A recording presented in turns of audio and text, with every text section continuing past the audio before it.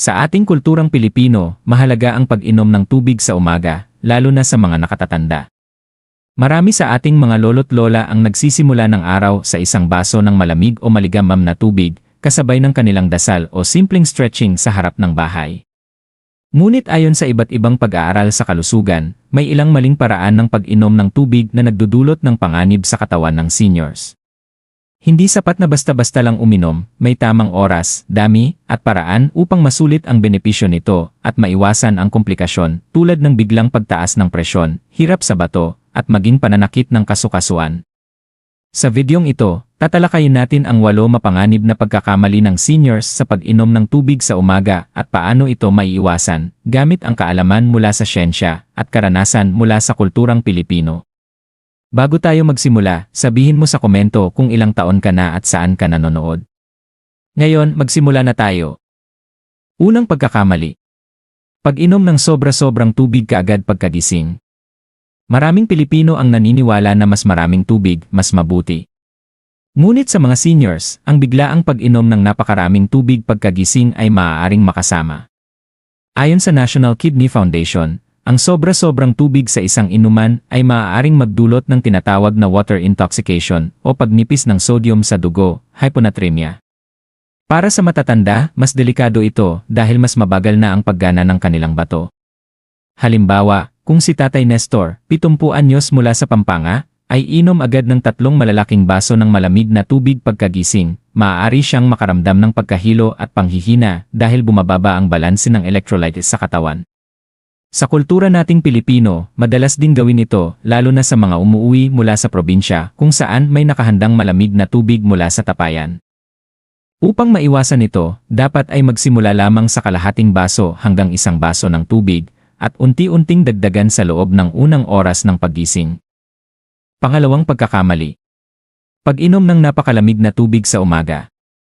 Isa sa mga nakasanayan ng mga Pilipino ay ang pag-inom ng malamig na tubig diretsyo mula sa refrigerator o mula sa yelo, lalo na kung mainit ang panahon. Ngunit para sa mga seniors, ito ay mapanganib. Ayon sa mga pag-aaral sa Journal of Clinical Gastroenterology, ang sobrang lamig ng tubig ay maaaring magdulot ng paninigas ng ugat at spasm sa tiyan na posibleng magresulta sa acid reflux o hirap sa digestion. May mga lolo at lola rin na biglang hinihika o nahihirapang huminga kapag malamig ang tubig na nainom. Sa probinsya, karaniwan ang pag-inom ng malamig na tubig mula sa poso o tapayan na may yelo, pero mainam para sa seniors na piliin ang maligamgam o tubig na nasa normal na temperatura. Pinapadali nito ang trabaho ng sikmura at nakakatulong sa mas maayos na pagdaloy ng dugo. Kung nanonood ka pa rin ng video na ito at nakakatulong sa iyo ang mga impormasyong ito, paki-comment ng numero 2 sa ibaba para malaman kung nandito ka. At kung hindi ka pa nakasubscribe, inirerekomenda kong mag-subscribe ka at i-on ang bell notification para hindi mo makaligtaan ang mga susunod na videos. Ang iyong suporta ay tumutulong sa amin na makagawa pa ng magagandang content para sa iyo. Ngayon, magpatuloy tayo. Pangatlong pagkakamali, pag-inom ng tubig nang walang laman ang tiyan pero hindi naman agad kumakain pagkatapos. Maraming Pilipino ang naniniwala na magandang simulan ang araw sa pag-inom ng tubig dahil nakakatulong ito sa paglinis ng katawan at pagpapasigla ng pagdumi. Totoo naman ito, lalo na para sa mga senior na kailangang mapanatiling maayos ang kanilang digestion. Ngunit ayon sa ilang eksperto, ang problema ay nangyayari kapag tubig lamang ang laman ng tiyan at matagal bago sundan ng pagkain. Habang tumatanda, nagiging mas sensitibo ang sikmura at mas madaling umatake ang sobrang asido. Kapag walang laman ang tiyan ng matagal, maaaring makaranas ng hyperacidity, pagkahilo, kabag at pananakit ng sikmura. Ito ang naranasan ni Aling Maria, 68 anyos mula sa Batangas. Araw-araw siyang umiinom ng malaking baso ng tubig pagkagising, ngunit dahil abala sa gawaing bahay, madalas ay tanghali na bago siya makakain. Kalaunan, napansin niyang madalas sumakit ang kanyang tiyan at parang laging mahangin ang kanyang sikmura. Sa kulturang Pilipino, mahalagang bahagi ng araw ang almusal. Hindi naman kailangang mabigat agad ang kainin. Kahit simpleng pandesal, saging, oatmeal, lugaw o kaunting itlog ay sapat na upang mabawasan ang asido sa tiyan. Mas mabuti pa ring samahan ng tamang pagkain ang pag-inom ng tubig upang manatiling malakas, magaan ang pakiramdam, at iwas sa sakit sa sikmura habang tumatanda. Pang-apat na pagkakamali. Pag-inom ng tubig habang nakatayo. Isa sa mga nakasanayan ng maraming Pilipino, lalo na kung nagmamadali, ay ang pag-inom ng tubig habang nakatayo. Subalit, ayon sa Ayurvedic medicine at sinusuportahan din ng ilang modernong pag-aaral, ang pag-inom ng tubig sa ganitong posisyon ay maaaring magdulot ng hindi tamang pagdaloy nito sa bituka. Sa mga seniors, maaaring humantong ito sa pananakit ng kasukasuan at hirap sa pagtunaw ng pagkain. May mga kwento mula sa mga lola sa probinsya na kapag nakatayo kang umiinom, para bang bumibigat agad ang tiyan at sumasakit ang tuhod. Mas mainam kung umiinom ng tubig ng nakaupo, kalmado, at dahan-dahan. Sa ganitong paraan, mas nasisipsip ng maayos ng katawan ang tubig at mas ligtas ito para sa kalusugan ng matatanda. Kung nanonood ka pa rin ng video na ito at nakakatulong sa iyo ang mga impormasyong ito, paki-comment ng numero 4 sa ibaba para malaman kung nandito ka. At kung hindi ka pa nakasubscribe, inirerekomenda kong mag-subscribe ka at i-on ang bell notification para hindi mo makaligtaan ang mga susunod na videos. Ang iyong suporta ay tumutulong sa amin na makagawa pa ng magagandang content para sa iyo. Ngayon, magpatuloy tayo. Pang-5 pagkakamali. Pag-inom ng tubig kasabay ng gamot sa umaga nang walang laman ang tiyan.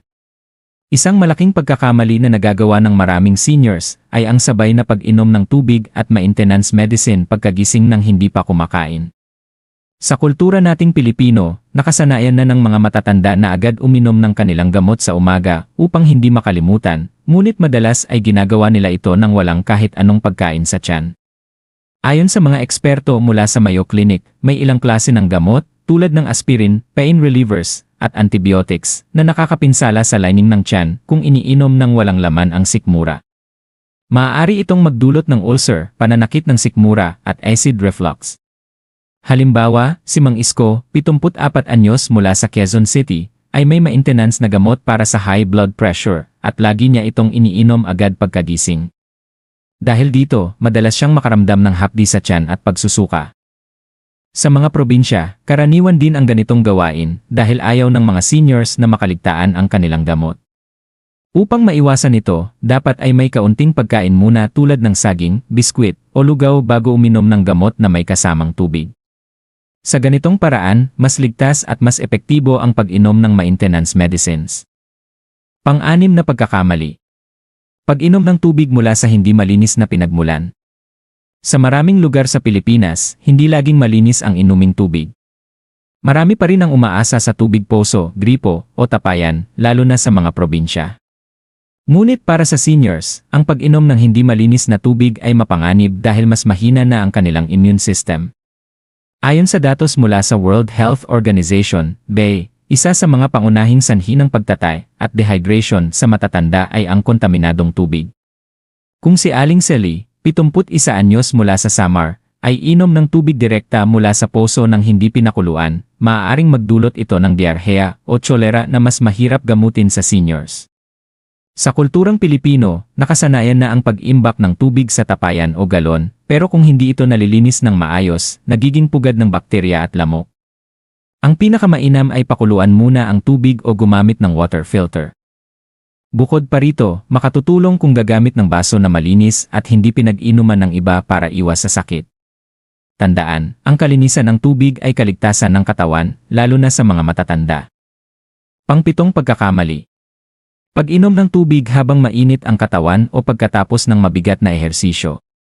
Karaniwang nakikita sa mga seniors sa barangay na pagkatapos maglakad-lakad o mag-ehersisyo tuwing umaga, agad silang inom ng malamig na tubig para pawiin ang pagod.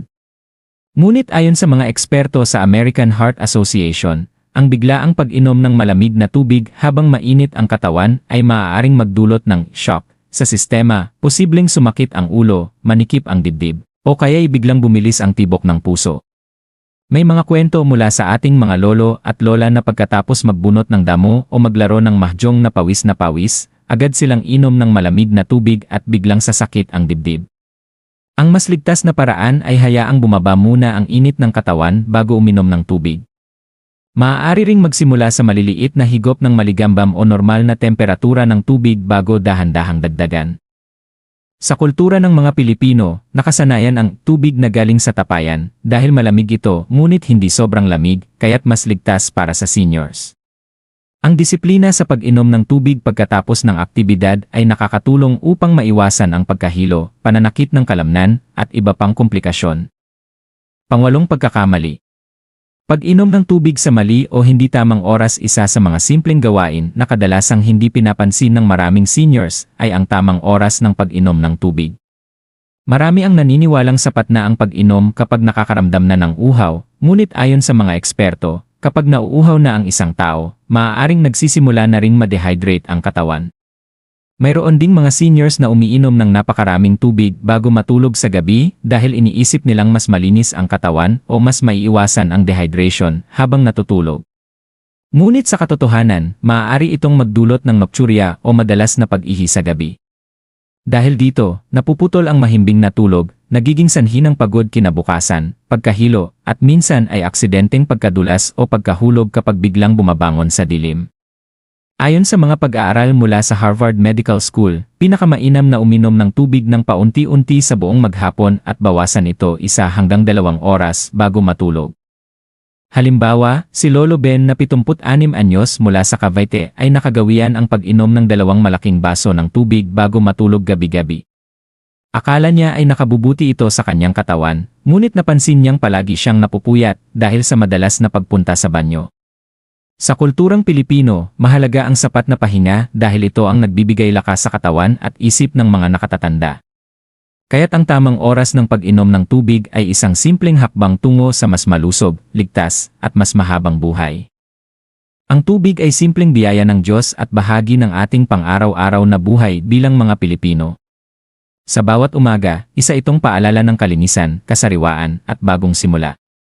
Ngunit para sa ating mga seniors, hindi sapat na basta uminom ng tubig, kailangan din ng tamang kaalaman kung paano ito gawin ng ligtas at kapaki-pakinabang. Mula sa pag-iwas sa sobrang dami kaagad, pagpili ng tamang temperatura, pag-inom kasabay ng pagkain at hindi lamang ng gamot, hanggang sa pagtiyak na malinis ang iniinom na tubig, lahat ng ito ay may mahalagang papel sa kalusugan. Ayon sa iba't ibang pag-aaral, ang tamang hydration ay nakakatulong sa maayos na pagdaloy ng dugo, pag-iwas sa stroke, pagpapanatili ng lakas ng bato, at pangkalahatang kalusugan ng katawan. Sa ating kulturang Pilipino na nakaugat sa malasakit at pag-aaruga, tungkulin natin na gabayan ang ating mga lolo at lola sa tamang paraan ng pag-inom ng tubig. Tandaan, hindi lang ito usapin ng dami kundi ng disiplina at kaalaman. Kung aalagaan natin ang ganitong simpleng gawi, makakamit ng ating mga seniors ang mas mahaba, mas masigla at mas malusog na buhay. Kung nagustuhan mo ang video na ito at nakatulong ito sa iyo, mangyaring i-like, mag-subscribe at i-share. Ang inyong suporta ay tumutulong sa amin na patuloy na gumawa ng magagandang content upang kayo ay mabigyan ng kaalaman at inspirasyon. Salamat sa panonood at inaasahan naming makita kayo sa susunod na video.